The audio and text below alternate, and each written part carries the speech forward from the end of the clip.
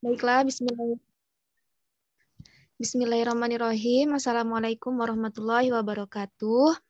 Kami dari kelompok pertama, saya Latifah Zahrani sebagai moderator, dan juga teman saya, Ifta Petrisia, Najiatul Fadilah, dan juga Nikmatul Walidaini. Kami akan mempresentasikan tentang kaidah-kaidah tafsir terkait asbabun nuzul dan juga contohnya. Baiklah, langsung saja memasuki pembahasan yang akan dibacakan oleh saya terlebih dahulu. Kaidah-kaidah tafsir terkait asbabun nuzul. Asbabun nuzul. Mengetahui asbabun nuzul harus berdasarkan riwayat yang sahih dan didengar langsung dari orang-orang yang mengetahui turunnya Al-Quran atau dari orang-orang yang memahami asbabun nuzul. Lalu mereka menelitinya dengan cermat, baik dari kalangan sahabat, tabi'in, atau lainnya dengan catatan pengetahuan mereka diperoleh dari ulama-ulama yang dapat dipercaya. Syekh Imam Ahmad An-Naisaburi dalam kitab Asbabun Nuzulnya mengatakan di dalam pembicaraan Asbabun Nuzul Al-Quran tidak dibenarkan kecuali dengan riwayat dan mendengar dari mereka yang secara langsung menyaksikan peristiwa nuzul dan bersungguh-sungguh di dalam mencarinya. Di sini kaidah-kaidah Asbabun Nuzul ada 6. Kaidah yang pertama, tentang informasinya harus didasarkan atas periwayatan dan pendengaran langsung.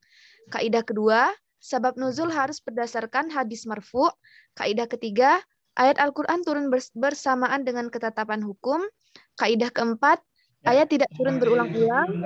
Kaidah kelima, ada kalanya sabab nuzul satu, sedangkan ayat yang turun banyak atau sebaliknya. Bentar ya. Ini dilanjut baca aja, Pak. Ya, lanjut dulu ya. Ya, Pak. Lanjut aja. Kaidah 6, jika riwayat lebih dari satu yang diambil adalah riwayat yang subut, sahih dan juga sorih. Penjelasan kaidah pertama, tentang informasi tentang asbabun nuzul harus didasarkan atas periwayatan dan pendengaran langsung. Informasi tentang asbabun nuzul harus bersumber dari orang yang menyaksikan langsung peristiwa turunnya ayat itu, mengetahui dengan pasti sebab turunnya, dan mencari informasi tentang turunnya. Mereka yang memiliki kewenangan seperti tentulah hanya para sahabat Rasulullah dan tidak mungkin dilakukan berdasarkan ijtihadi. Jika informasi sebab nuzul dari tabi'in, maka ada ulama yang menerimanya, karena informasi itu statusnya dipandang mursal atau sampai kepada Rasulullah Shallallahu Alaihi Wasallam karena diriwayatkan dari tabi'in, dari sahabat yang berarti memperolehnya dari Nabi Muhammad Shallallahu Alaihi Wasallam. Syarat informasi itu dapat dipastikan mengenai sabab nuzul.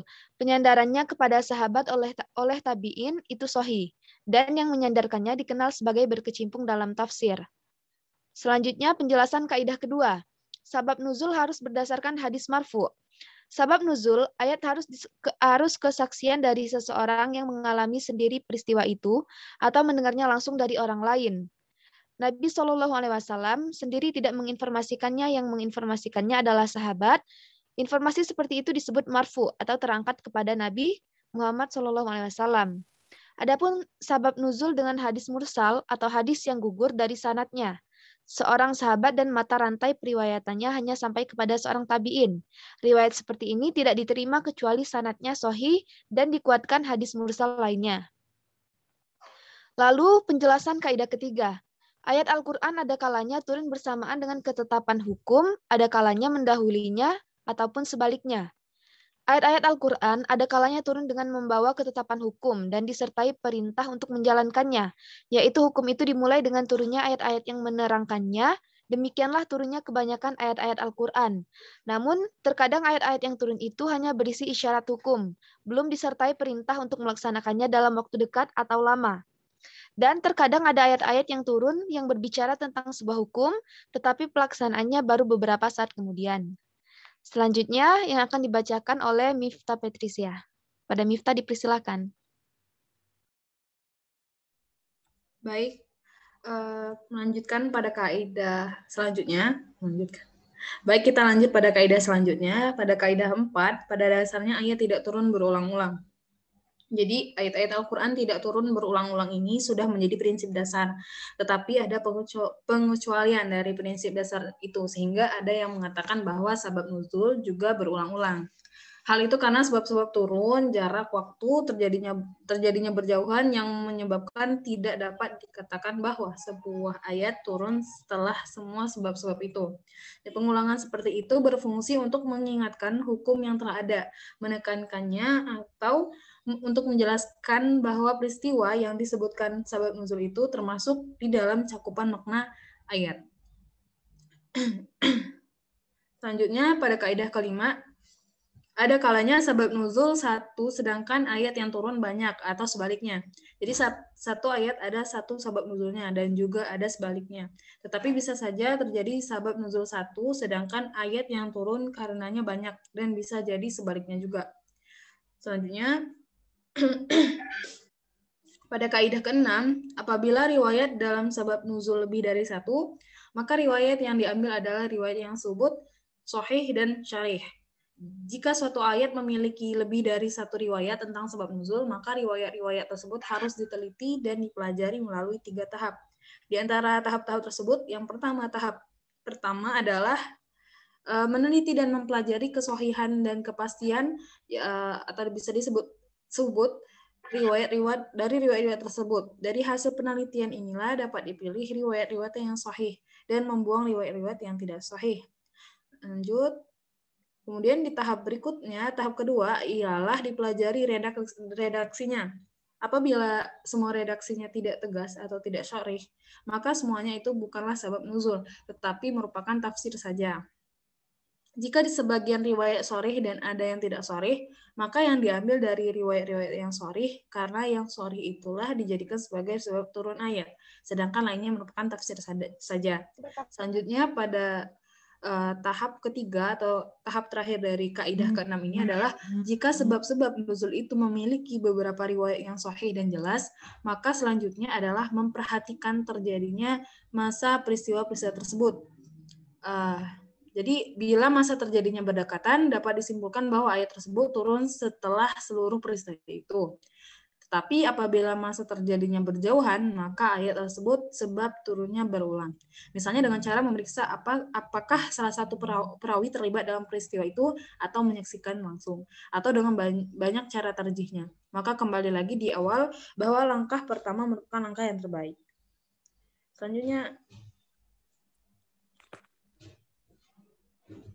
Selanjutnya contoh-contoh dari kaidah tafsir Asbabun Nuzul yang akan dibacakan oleh Najiatul Fadilah. Kepada Najia, dipersilahkan. Baik, selanjutnya contoh-contoh kaidah tafsir Asbabun Nuzul.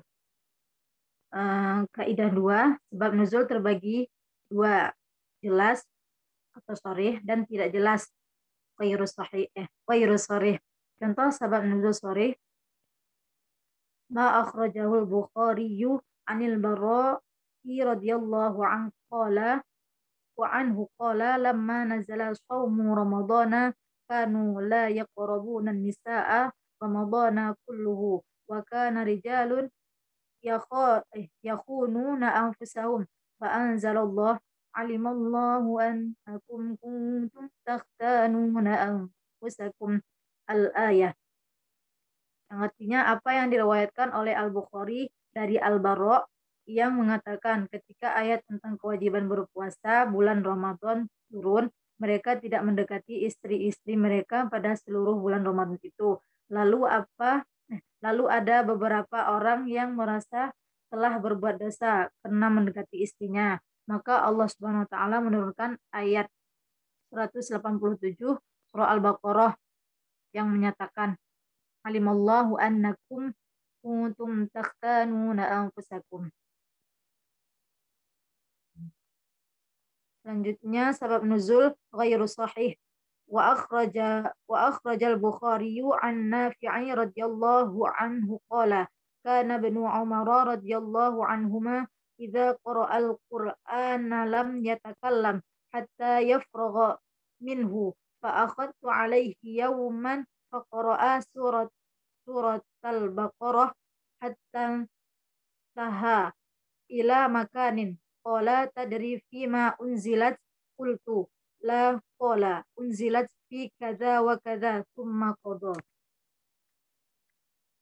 Yang artinya Al-Bukhari menginformasikan dari Nafi radhiyallahu an yang berkata, Ibnu Umar radhiyallahu an bila membaca Al-Qur'an tidak bicara sampai selesai. Pada suatu hari saya menjumpainya sedang membaca surah Al-Baqarah. Ketika ia sampai pada suatu ayat, ia berkata, tahukah engkau ayat ini turun berkenaan dengan persoalan apa? Saya menjawab, tidak tahu. Ia berkata, ayat ini turun berkenaan dengan ini dan ini. Kemudian ia berlalu. Kemudian kaidah ketiga, ayat Al-Quran yang turun disertai ketetapan hukum. Uhilla lakum lailatas siyamir rafatu ila nisaikum. Al-ayah. Dihalalkan bagi kalian pada malam puasa untuk melakukan hubungan badan dengan istri kalian. Qala Ibnu Abbas fi riwayatil Walibi wa dzalika anna al-muslimina kanu fi syahri ramadhana idza صلوا العشاء حرموا عليهم النساء والطعام إلا مثلها من القابلة ثم إن ناسا من المسلمين أصابوا من الطعام والنساء في شهر رمضان بعد العشاء منهم عمر بن الخطاب فشكوا ذلك لرسول الله صلى الله عليه وسلم فأنزل الله هذه الآية. Ibnu Abbas berkata dari riwayat Al-Walibi, hal itu terjadi karena kaum muslimin biasanya dalam bulan Ramadan apabila telah melakukan sholat isya, mereka mengharamkan istri dan makan minum sampai pada berpelukan. Kemudian ada sejumlah kaum muslimin tidak sengaja memakan makanan dan berhubungan dengan istri mereka pada bulan Ramadan itu setelah sholat isya. Di antara mereka adalah Umar ibnu Khattab. Lalu mereka mengadu kepada Rasulullah tentang peristiwa yang menimpa mereka, maka turunlah ayat itu. Yang kedua, ayat yang turun mendahului ketetapan hukum. Qala ta'ala, qad aflaha man tazakka wa dzakara isma rabbih fasalla. Sungguh beruntunglah orang yang membersihkan diri dengan beriman dan dia ingat nama Tuhannya lalu ia sembahyang.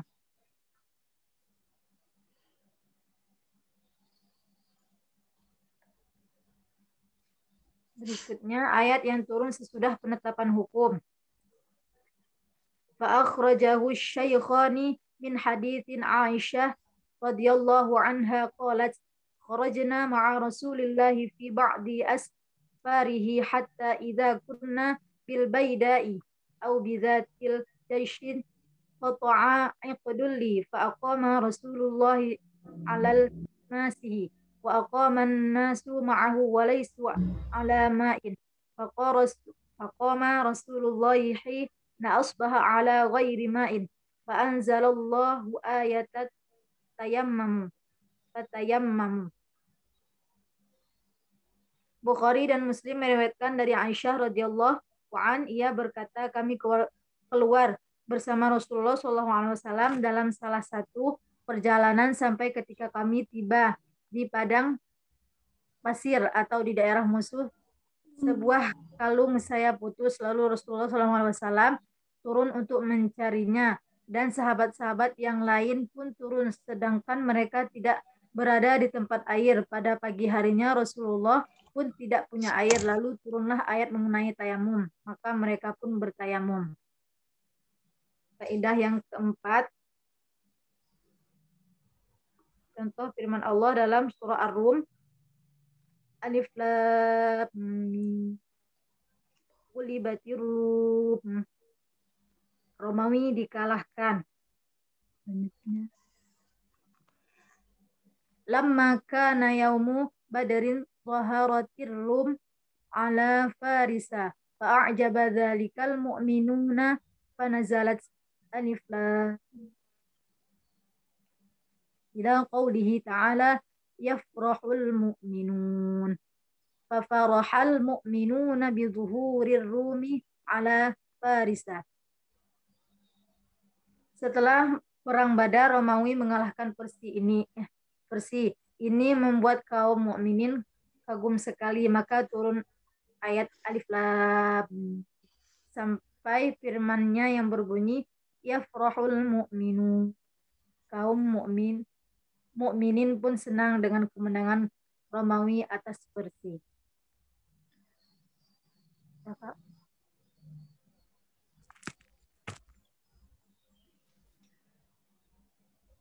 Ini Selanjutnya yang akan dibacakan oleh Nikmah. Baik, berikutnya yaitu kaidah 5. Contoh asbab nuzul 1, ayat yang turun beberapa. Imam At-Tirmizi meriwayatkan hadis dari Ummi Salamah radhiyallahu an. Ia bersabda, "Ya'zur rijal wa la ta'zun nisa wa innama lana nisful mirath." Wa anzalallahu ta'ala wa la tatamannaw ma faddalallahu bi ba'dukum 'ala ba'd. Yang artinya laki-laki berperang, perempuan tidak berperang, dan kami hambanya berhak atas 1/2 warisan. Lalu turunlah ayat surah An-Nisa ayat 32. Fa'anzala fiha innal muslimina wal muslimat. Maka dia turunkan mengenainya innal muslimina wal muslimat, yang artinya sesungguhnya laki-laki muslim dan perempuan-perempuan muslimah, bagi mereka pahala mereka masing-masing.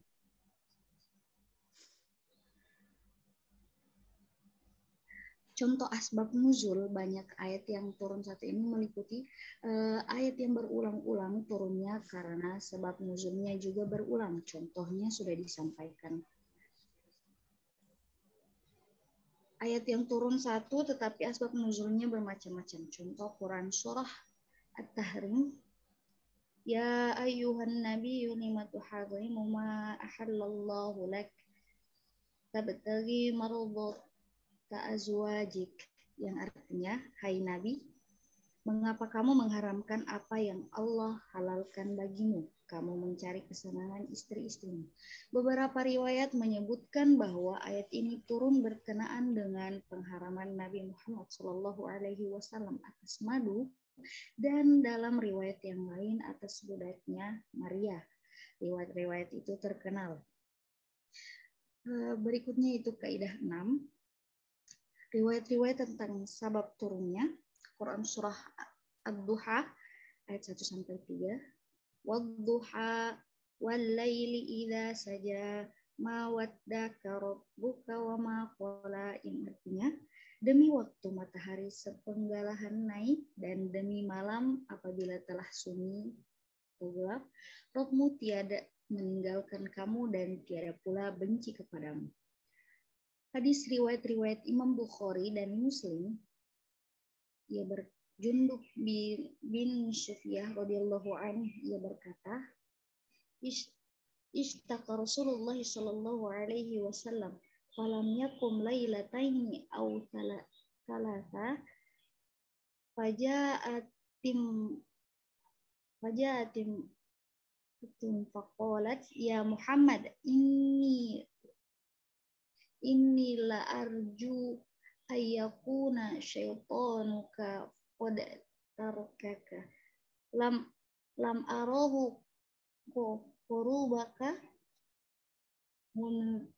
mundu lailataini aw salata fa anzalallahu ta'ala wadduha wal laili idza saja ma waddaka rabbuka wa ma qala.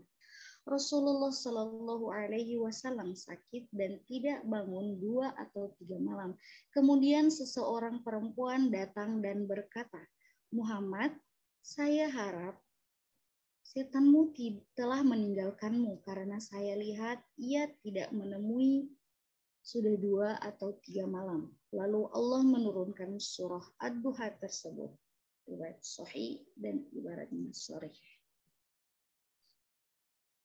Beberapa riwayat yang sahih dan sharih, tetapi yang lainnya tidak. Walillahil masyriq wal maghrib fa aynama tuwallu fatamma wajhullah innallaha wasi'un alim. Yang artinya, dan milik Allah timur dan barat. Kemanapun kamu menghadap, di sanalah wajah Allah. Sungguh Allah maha luas, maha mengetahui. Hadis riwayat Ibnu Jarir melalui Ali bin Abi Thalhah. Dari Ibnu Abbas ia berkata bahwa ayat pertama dinasakh di dalam Al-Quran adalah ayat mengenai kiblat. Hal ini disebabkan karena Rasulullah Shallallahu Alaihi Wasallam ketika berhijrah ke Madinah, kebanyakan penduduknya adalah orang-orang Yahudi dan ia diperintahkan oleh Allah Subhanahu Wa Taala untuk menghadap ke arah Baitul Maqdis. Hal ini menyebabkan orang Yahudi sangat gembira dan senang sekali. Maka Rasulullah Shallallahu Alaihi Wasallam menghadap ke arah Baitul Maqdis selama lebih kurang 10 bulan. Akan tetapi Rasulullah Shallallahu Alaihi Wasallam pada hakikatnya sangat menyukai kiblat Nabi Ibrahim alaihissalam, yaitu Ka'bah. Karena itu beliau selalu berdoa kepada Allah Subhanahu Wa Taala dan mengadah ke langit. Beberapa riwayat yang sahih dan sharih dan waktunya berdekatan. Ada beberapa riwayat tentang turunnya Quran surah An-Nur. Walladzina yarmuna azwajahum wa lam yakul lahum syuhada'u illa anfusahum fashahadatu ahdihim arba'u syahadatin billahi innahu laminas shadiqin.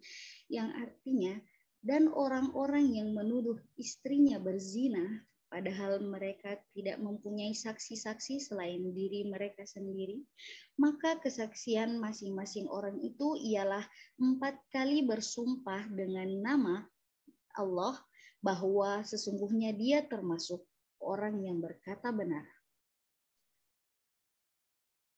Hadis riwayat Imam Bukhari dan Sahal ibnu Sa'id, dari Sahal ibnu Sa'id.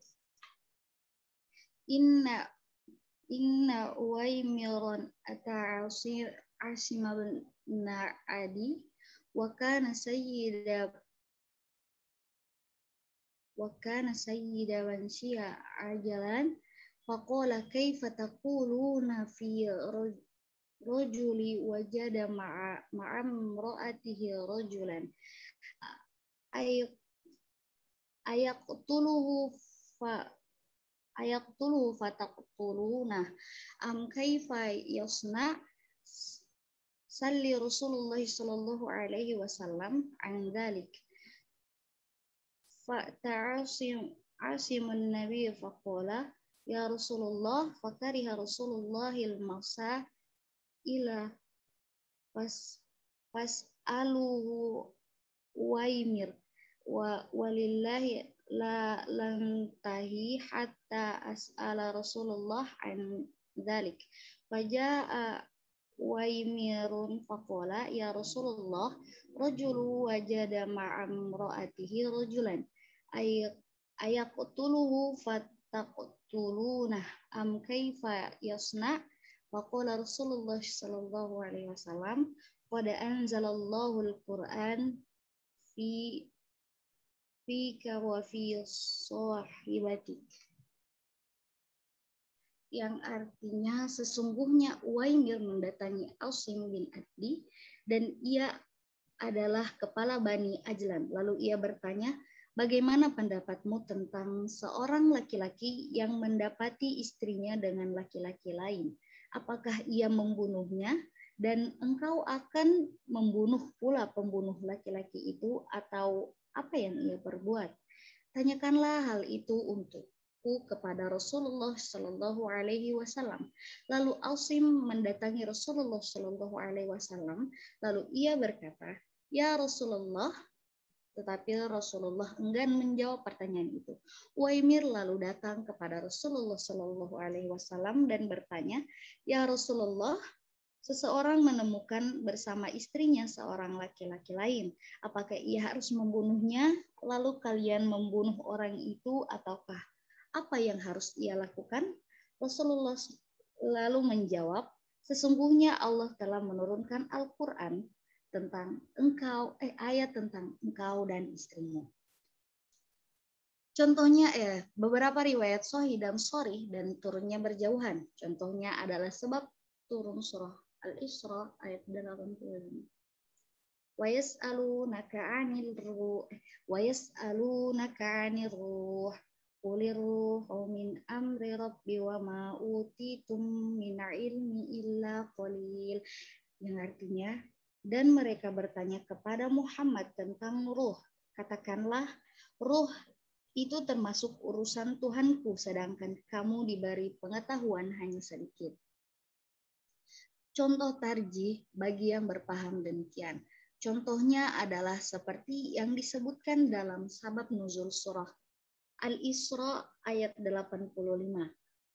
Menurut Ibnu Mas'ud radhiyallahu an, salah satu perawi dari dua riwayat itu harus menyaksikan peristiwa tersebut sehingga dianggap lebih kuat.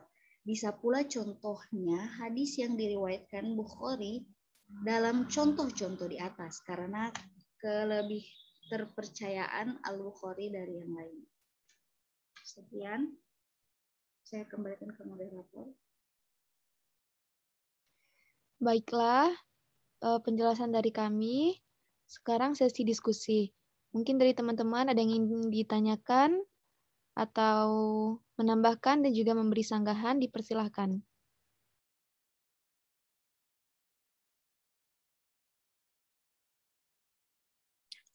Karima mau nanya dong. Lebih tepatnya mau minta penjelasan lebih pada halaman 6 bagian B, yaitu ayat yang turun mendahului ketetapan hukum. Di sini kan terdapat ayatnya itu qala ta'ala qad aflaha ma tazakka wa dzakara isma rabbih fasholla. Yang artinya sungguh beruntunglah orang yang membersihkan diri dengan beriman. Nah, minta penjelasannya kenapa ayat ini itu termasuk ayat yang turun mendahului ketetapan hukum gitu. Terima kasih. Ya, jadi lebih ke penjelasannya ya, Karima ya. Iya, benar. Makasih Karima. Iya, sama-sama. Mungkin masih ada yang ingin ditanyakan? Maaf, Pak Makala, saya mau bertanya. Iya, Nadia, dipersilahkan. Ya, yang kaidah yang kedua itu sebab nuzul harus berdasarkan hadis marfu kan ada yang dimaksud ada yang sharih, ada juga yang ghairu sharih. Nah, saya mau bertanya yang ghairu sharihnya. Contohnya kan ada yang paling akhir ayat ini turun berkenaan dengan ini dan ini. Nah, apakah ada cara agar kita bisa tahu apa yang dimaksud dengan ini dan ininya itu? Atau kita harus terima saja apa ya? Gitu. Ngerti nggak? Kayak atau kita harus terima saja bahwa ayat ini turun berkenaan dengan ini dan ini. Atau ada cara lain supaya kita bisa tahu apa yang dimaksud dengan ini dan ininya itu. Jadi lebih ke penjelasan tentang yang nazal tuh ayah fikada. Jadi kan itu artinya ini dan ini gitu ya. Iya. Iya. Oke. Makalah izin bertanya. Ya, Jelita, dipersilakan. Untuk yang di kaidah nomor 6 kan apabila riwayat dalam sabab nuzul lebih dari satu, maka riwayat yang diambil adalah riwayat yang subut, sahih, dan sharih. Boleh tolong dijelasin secara spesifik gak perbedaan riwayat subut, sahih, sharih gitu? Gitu aja. Jadi lebih ke penjelasan ya. Penjelasan yang atau perbedaannya gitu. Riwayat yang subut, riwayat yang sahih, dan riwayat yang sharih.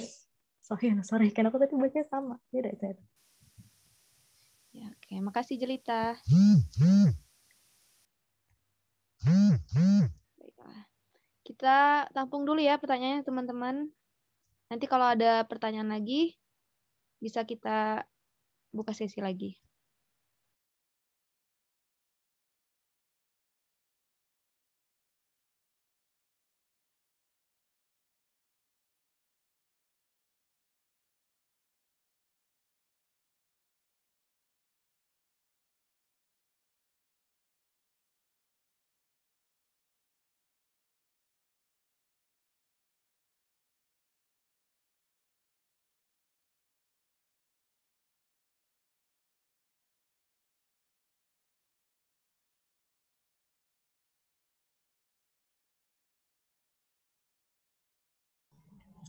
Ya.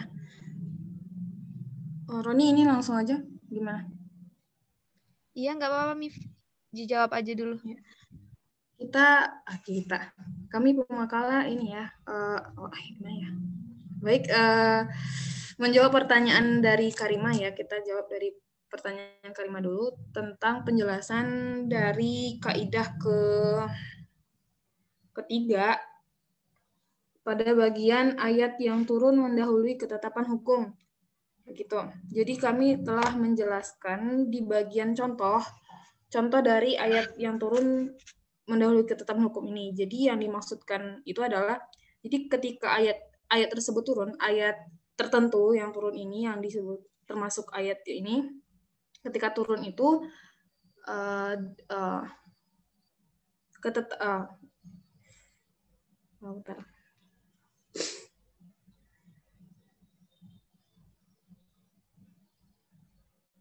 itu mendahului ya. Jadi ayat yang turun itu berisi ketetapan hukum tapi mendahului pengalaman. Jadi belum terjadi, ketetapan hukumnya sudah ada. Contohnya tadi kan di ayat Quran surah Al-A'la ayat ke-14 sampai 15, sungguh beruntunglah orang yang membersihkan diri dengan beriman dan dia ingat nama Tuhannya, lalu dia sembahyang. Nah, pada ayat ini sebenarnya penjelasan dari sebagian ulama salaf. Mereka tuh menafsirkan kalau di ayat tersebut maksudnya itu adalah ketetapan zakat fitrah dan sholat id. Nah, kedua ibadah itu baru disyariatkan di Madinah kan, sedangkan ayat ini diturunkan pada di Mekah, termasuk dalam ayat Makkiyah. Jadi berdasarkan tafsir itu berarti bahwa ayat itu turun mendahului ketetapan hukum. Jadi ayat ini turun ketika masih di Mekah atau pada masa Makkiyah. Sedangkan isinya atau ayat tersebut terdapat ketetapan hukum tentang zakat fitrah dan sholat itu. Nah, yang bisa kita baca, sungguh beruntunglah orang yang membersihkan diri, itu kan zakat fitrah ya. Dan dia ingat Tuhannya, lalu dia sembahyang. Maksudnya sholat id. Untuk menjelaskan penjelasan lebih lanjutnya, kita ambil contoh yang lain.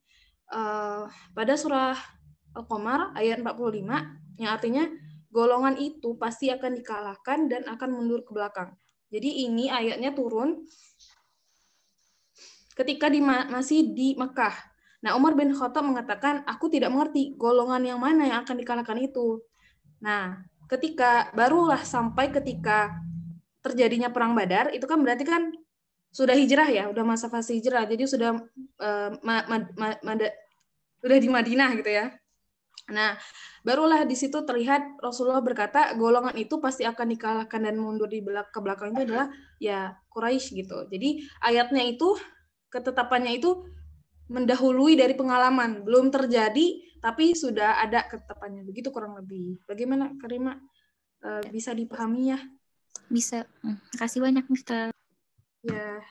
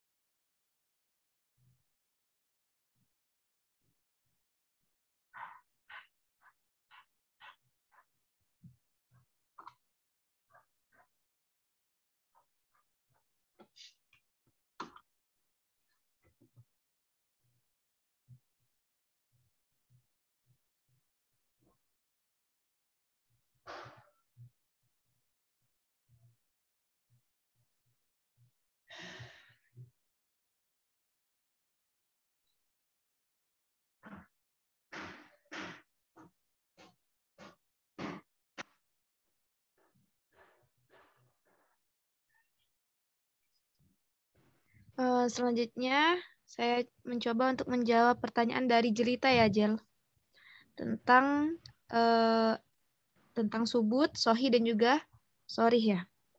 Di sini kalau subut itu dia lebih ke qot'i. Jadi riwayatnya itu harus pasti. Jangan cuma ngambil asal yang tadi kayak hadis ini dari ini. Itu kan dia nggak pasti, maksudnya belum tahu kejelasannya seperti apa. Itu dari subut. Kalau sohi itu dia syarat-syaratnya harus terpenuhi atau terlengkapi. Syarat-syarat yang menurut ulama-ulama, para mufasir, dan yang lainnya. Apabila tidak memenuhi syarat-syarat ini, maka riwayat tersebut dianggap tidak sohi. Kalau sorry itu artinya jelas riwayatnya. Ini diambil dari mana? Apakah sebatas cuma sampai tabiin aja, terus dari nabinya tidak ada? Itu kan berarti dia tidak jelas. Maka di sini sorry itu harus jelas dari periwayatannya dari nabi, terus ke tabiin, ke sahabat-sahabat, terus dan selanjutnya seperti itu, Jelita. Oh, oke. Terima kasih Pak Kala. Nanti mungkin bisa dijelaskan lebih lanjut oleh Bapak.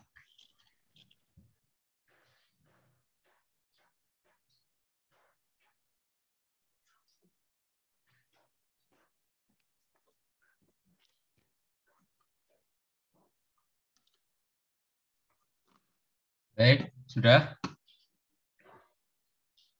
Masih ada satu pertanyaan lagi Bapak, belum dijawab. Ya, silakan.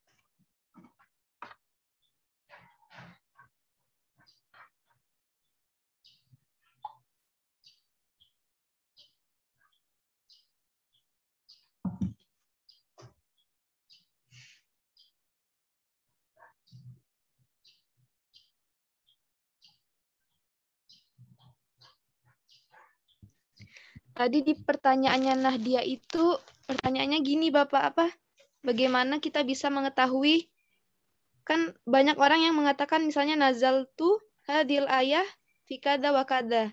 Nah itu biar kita bisa membedakannya itu, caranya itu gimana gitu Pak? Biar bisa tahu pastinya. Gitu. Bukan itu sih tadi. Maksudnya nazalat ya. Nazalat hadhil ayah fi kada. Gitu ya. Iya. Ya baik. Bismillahirrahmanirrahim. Ya sebelum merangkum semua jawaban dari pertanyaan-pertanyaan, pertama yang harus dipahami bahwa sababun nuzul itu bukan sebuah penetapan. Jadi bukan ditetapkan oleh Rasulullah SAW dengan menyatakan sababun nuzul hadhil ayah kada. Nah, gitu ya. Atau hadhil ayah nazalat fi kada. Dan seterusnya. Itu enggak ada, ya. Jadi Rasulullah SAW tidak pernah menyatakan ayat ini turun dengan latar belakang peristiwa ini, ya, atau peristiwa ini menjadi latar belakangnya turunnya ayat ini dan seterusnya, itu tidak ada. Ya, jadi bukan tasyri'i, bukan penetapan, tetapi ijtihadi. Ya, ijtihad. Maka karena ijtihad tentu harus punya indikator, punya tolak ukur, ya, punya acuan. Maka acuannya adalah tadi kaidah yang pertama. Jadi acuannya adalah setiap ketika ada yang menyatakan sababun nuzul, maka itu harus berdasarkan riwayah, ya, harus berdasarkan riwayah, bukan ra'yu, ya, bukan sebuah pemikiran, gitu ya. Nah, karena itu berkaitan dengan riwayah, nah, maka nanti ada beberapa hal yang harus dipastikan. Nah, sebelum masuk ke situ, maka kemudian pertanyaannya loh, jadi siapa yang menyatakan, yang menentukan ini sababun nuzul, ayat ini ada sababun nuzulnya, ayat ini enggak ada, dan seterusnya, itu siapa? Nah, itu ijtihad para ulama. Nah, istilah sababun nuzul memang kemudian belum dikenal pada awal-awal masa Rasulullah dan masa sahabat, ya. Tapi baru dikenalkan tentu kalau secara kitab yang sudah tertulis itu ya dalam kitab tafsir At-Tabari dan juga tafsir As-Sun'ani, ya. Dua kitab tafsir yang para penulisnya itu termasuk penulis yang hidup atau generasinya dekat dengan generasi Rasulullah, yaitu mereka itu para tabi'in. Ya, As-Sun'ani meninggal sekitar 190-an Hijriah, sementara Al-Qurtubi 207 Hijriah ya kalau nggak salah ya. Nah, jadi itu apa? Itu menjadi patokan pertama kita. Siapa yang pertama kali mengatakan itu? Tapi yang perlu diingat itu belum ada istilahnya sababun nuzul. Kalau At-Tabari mengatakan hadil ayah nazalat fi titik-titik ya, fi kaida dan seterusnya.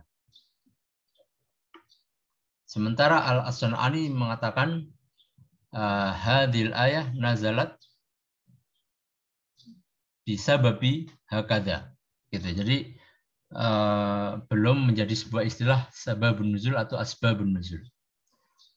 Baru menjadi asbabun nuzul yaitu ketika Syekh Al-Wahidi merangkum berbagai riwayat hadis yang memiliki muatan asbabun nuzul dalam kitab Asbabun Nuzul li Al-Wahidi. Nah, jadi itu kronologisnya begitu ya. Nah, dari situ kemudian kita atau apa yang bisa disimpulkan adalah bahwa itu adalah ijtihadnya para ulama. Ya, ulama ketika mengatakan atau menyampaikan riwayat hadis tentang nazalat hadil ayah fi kada, itu kemudian mereka membuat sebuah analisis bahwa ternyata ayat ini turun ya disebabkan oleh peristiwa ini. Ya. Nah, kalau kemudian kita tarik lebih dekat lagi dengan Rasulullah, ya maka sababun nuzul itu adalah hasil pemahaman, hasil kesan yang diambil oleh para sahabat yang menyaksikan atau mendengarkan ayat Al-Quran ketika pertama kali turun. Ya. Nah, kan asumsinya begini ya,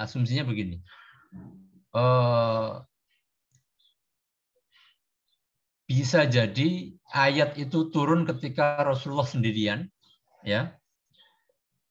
Lalu kemudian esok pagi atau mungkin saat itu juga mendatangi para sahabatnya lalu menginformasikan tentang turunnya ayat tersebut. Ya, jadi bisa kita asumsikan ada ayat yang turun ketika Rasulullah sendirian, lalu langsung disampaikan, atau yang kedua turun ketika Rasulullah sendirian lalu disampaikan beberapa saat kemudian ya, bisa jadi nunggu subuh, nunggu majelis taklimnya buka gitu kan Rasulullah punya majelis taklim gitu ya. Jadi mungkin ketika turunnya tidak pada saat majelis taklim, tentu beliau menunggu. Ya. Atau yang ketiga turun ketika Rasulullah bersama-sama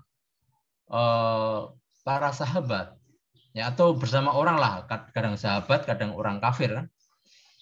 Nah, lalu saat itu juga beliau menyampaikan kepada siapa saja yang ada di dekatnya, ya, bisa jadi sahabat, bisa jadi orang kafir, gitu ya. Nah ini yang kemudian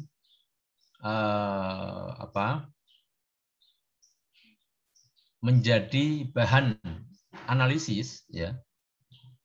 Tentu kondisi turunnya Al-Quran itu kan macam-macam ya, bukan hanya 3 hal tadi, macam-macam. Nah dari situ kemudian timbul analisis bahwa sababun nuzul itu adalah hasil pengamatan, hasil pemahaman dan kesan oleh para sahabat yang menyaksikan pertama kali atau mendengarkan pertama kali turunnya ayat Al-Quran. Ya, maka atau dia mendengar dari masalah mendengar ini, maka ada dua kelompok ini. Pertama yang langsung mendengar ketika ayat itu turun. Yang kedua adalah orang yang mendengar pada kesempatan yang kedua. Jadi Rasulullah sudah menyampaikan di kelompok sahabat yang pertama. Lalu ketika beliau ya entah di mana ketemu sahabat lagi lalu menyampaikan lagi. Nah, ini ada dua kelompok pendengar. Jadi kelompok pendengar yang mendengar pertama kali, ada kelompok yang mendengar pada kesempatan kedua atau bahkan ketiga. Nah, masing-masing kelompok ini ada yang menangkap kesan bahwa ayat ini turun latar belakangnya begini. Nanti mungkin bisa jadi ada kelompok sahabat lain yang memahami latar belakang turunnya ayat berbeda lagi. Nah, itu bisa saja terjadi karena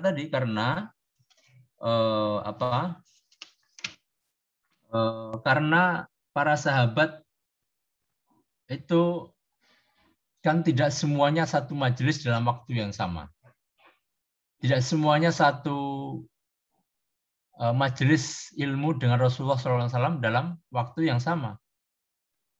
Nah, itu ya.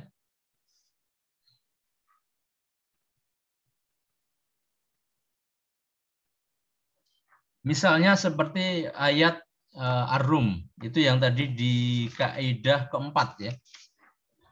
Surat Ar-Rum ayat 1 sampai 5 ya, 1 sampai 4. Itu kan ada dua riwayat ya. Pertama dari riwayatnya Abu Sa'id Al-Khudri. Itu yang mengatakan bahwa itu turunnya setelah hijrah. Sementara riwayat dari Ibnu Abbas mengatakan turunnya sebelum hijrah. Ya. Nah, itu yaitu karena itu adalah kesan masing-masing sahabat gitu ya. Dan sahabat itu kemudian menyampaikan kepada para muridnya kesan-kesan tersebut. Nah, maka ini bisa saja terjadi perbedaan ya, atau banyaknya riwayat sababun nuzul terhadap satu ayat yang sama. Ya.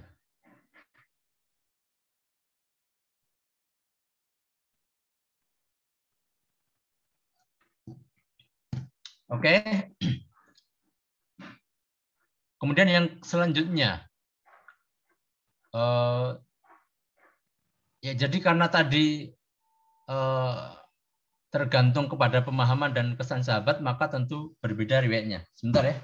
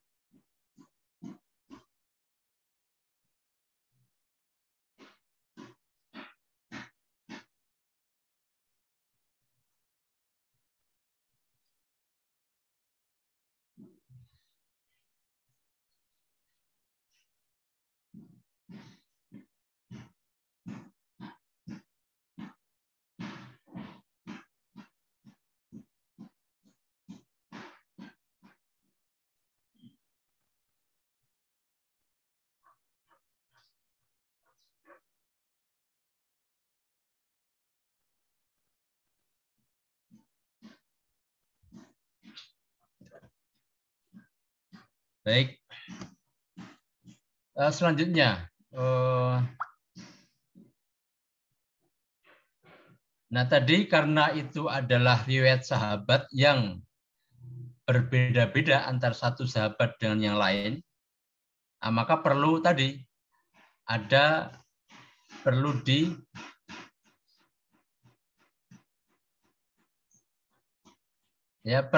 dipastikan apakah riwayat tersebut memang ada, ya,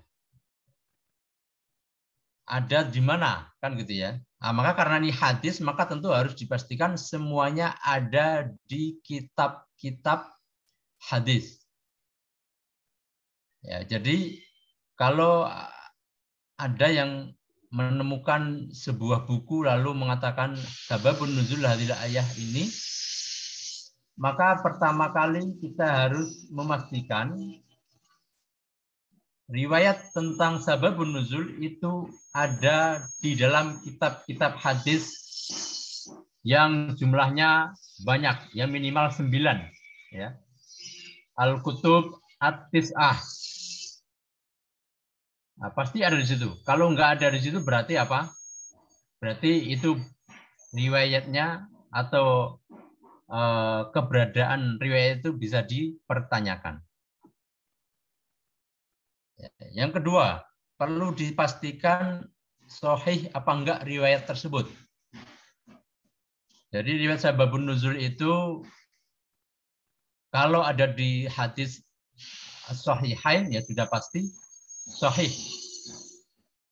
Kalau di luar sahihain, nah itu yang perlu diteliti. Ya. Kemudian yang ketiga, perlu diteliti apakah sharih atau ghairu sharih. Ya, sharih itu kan banyak riwayat tentang ayat-ayat Al-Quran. Tapi perlu dipastikan apakah itu memang jelas-jelas mengatakan sababun nuzul. Ya. Atau hanya cerita saja, ya. Cerita satu riwayat dari sahabat yang menceritakan tentang ayat tapi bukan berkaitan dengan sababun nuzul.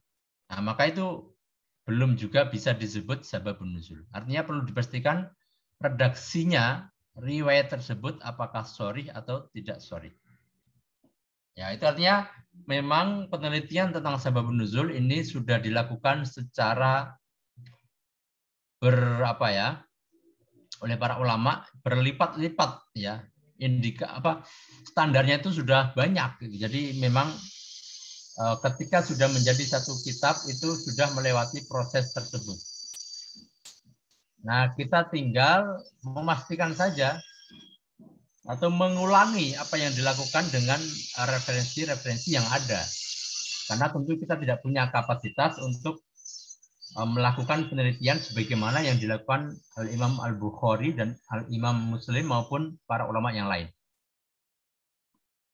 Ya, tapi yang pasti tadi karena itu riwayat maka perlu dipastikan dari berbagai aspek. Dalam hal ini ada 3 aspek, subut, sahih dan sharih. Ya. Selanjutnya, lalu bagaimana ayat-ayat yang tidak ada sababun nuzulnya? Nah, kan tidak semua ayat ada sababun nuzul. Maka ada 2 kemungkinan, ya. Yang pertama, riwayatnya tidak terlacak, gitu ya.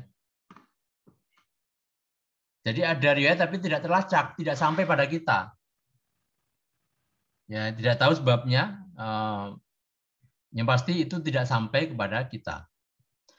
Sampai kepada kita itu ukurannya pertama dari kitab Asbabun Nuzul, ya baik Al-Wahidi maupun As-Suyuti, maupun dari kitab-kitab tafsir, gitu ya. Kalau nggak ada di situ ya mungkin para ulama tersebut tidak mendapatkan riwayat dari para guru-gurunya. Kemudian yang kedua,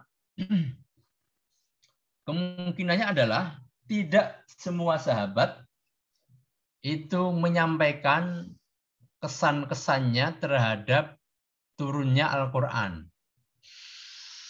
Jadi ketika Rasulullah menyampaikan ayat Al-Quran kepada sahabat, itu kan responnya berbeda-beda, gitu ya. Menangkapnya berbeda-beda para sahabat ini. Ada yang cukup merespon untuk dimengerti untuk dirinya sendiri. Ada yang merespon dengan dia informasikan kepada yang lain.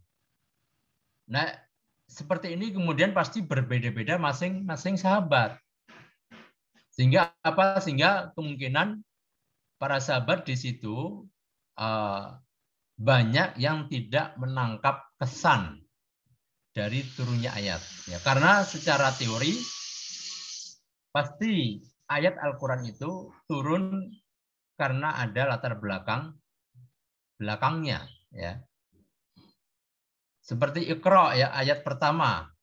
Walaupun tidak kemudian dikatakan sababun nuzulnya adalah beliau bertahanus di Gua Hira dan seterusnya, tapi kan latar belakang historis membuktikan itu bahwa beliau sedang dalam kondisi galau dengan situasi umatnya, lalu beliau bertahanus di Gua Hira. Dengan latar belakang itulah turun wahyu, nah, kan gitu ya. Nah, itu pasti dikatakan latar belakang. Tapi kan tidak semua sahabat bisa menangkap kesan itu, ya, sehingga riwayatnya berbeda-beda. Ada yang mengatakan nazalat hadil ayah fikir.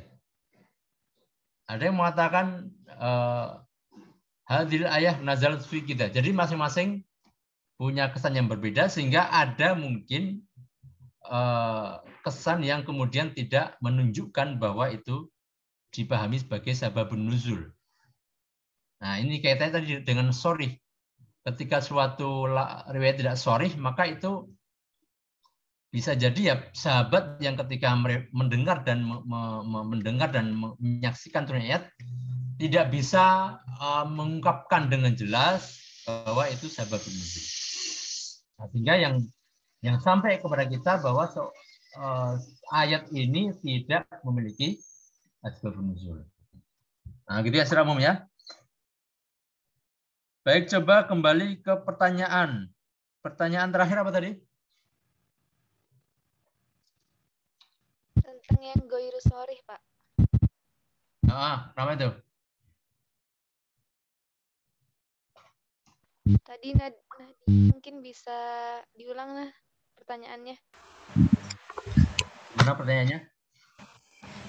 Yang kaidah kedua, Pak, yang sebab nuzul harus berdasarkan hadis marfu. Kan ada yang sharih, ada juga yang ghairu sharih. Nah, contohnya tadi ada yang ini Al-Bukhari menginformasikan dari Nafi yang berkata Ibnu Umar radhiyallahu anhu bila membaca Al-Quran tidak berbicara sampai selesai. Pada suatu hari saya menjumpainya sedang membaca surah Al-Baqarah. Ketika ia sampai pada satu ayat, ia berkata, "Tahukah engkau ayat ini turun berkenaan dengan persoalan apa?"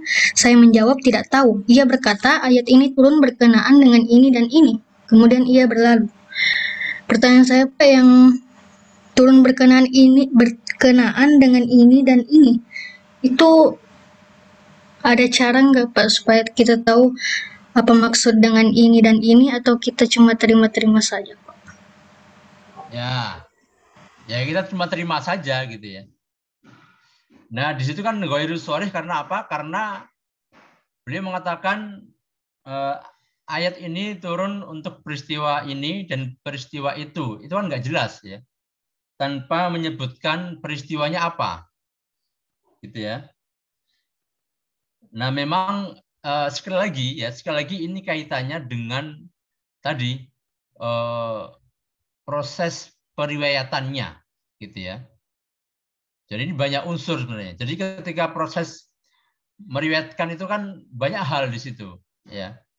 Termasuk diantaranya bahwa ketika sang perawi itu tidak mengingat dengan baik semua apa yang didengar. Ini kan seolah bahwa Nafi di sini kan tidak mengingat dengan baik apa yang dikatakan oleh Ibnu Umar. Sehingga hanya mengatakan tanpa menjelaskan ayatnya apa dan peristiwanya apa. Kan gitu ya. Nah, maka kemudian menjadi apa? Tidak sharih, ya. Di situ pun dikatakan faqara'a surat al-Baqarah. Nah, itu ayat yang mana? Gitu kan? Lalu ketika menjelaskan peristiwa juga peristiwanya fi kada wa kada. Peristiwa ini dan peristiwa itu juga tidak apa? Tidak jelas. Nah, sekali lagi itu masih asumsi saya adalah bahwa itu ya berkaitan dengan proses periwayatan di mana sang perawi tidak mengingat dengan baik semua detail yang dia dengarkan dari Ibnu Umar ya sebagai gurunya. Dalam hal ini Nafi' ini kan padahal silsilah Zahabiyah kan kalau dalam ilmu hadis ya. Hadis an-Nafi' an Ibnu Umar ya itu pasti hadis yang sahih ya. Silsilah Zahabiyah. Rantai emas riwayat hadis. Ya, tapi kemudian karena matannya tidak jelas, maka itu menjadi ghairu sharih. Gitu. Jadi itu ya kita terima aja. Karena kalau yang sharih itu pasti pertama menyebutkan ayatnya, yang kedua menyebutkan peristiwanya. Ya. Lalu mengatakan nazarat hadhil ayatnya apa dikatakan dengan jelas. Fi kada itu peristiwanya juga disebutkan dengan jelas. Seperti tadi Ummu Salamah ya, Ummu Salamah yang mengatakan sa'altu Rasulullah ya bahwa tidak ada perempuan atau masami'tu anin nisa fil qital ya. Wahai Rasulullah, saya tidak pernah mendengar Anda menyampaikan peran perempuan ya dalam ayat Al-Qur'an yang berkaitan dengan jihad. Ya, maka turunlah ayat lirrijali nasibum mimmaktasabu walin nisa'i nasibum mimmaktasaban. Nah, gitu ya. Jadi masing-masing itu sudah jelas ya. Ayatnya jelas, peristiwanya jelas. Gitu ya. Jelas? Sudah jelas siapa tadi penanya? Iya, Pak. Terima kasih, Pak. Baik, sama-sama. Pertanyaan apa lagi yang belum? Sudah, Pak. Sudah ya?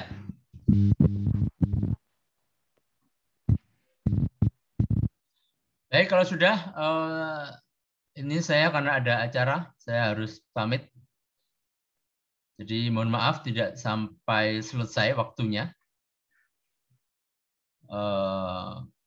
Semoga tidak kecewa atau justru bahagia.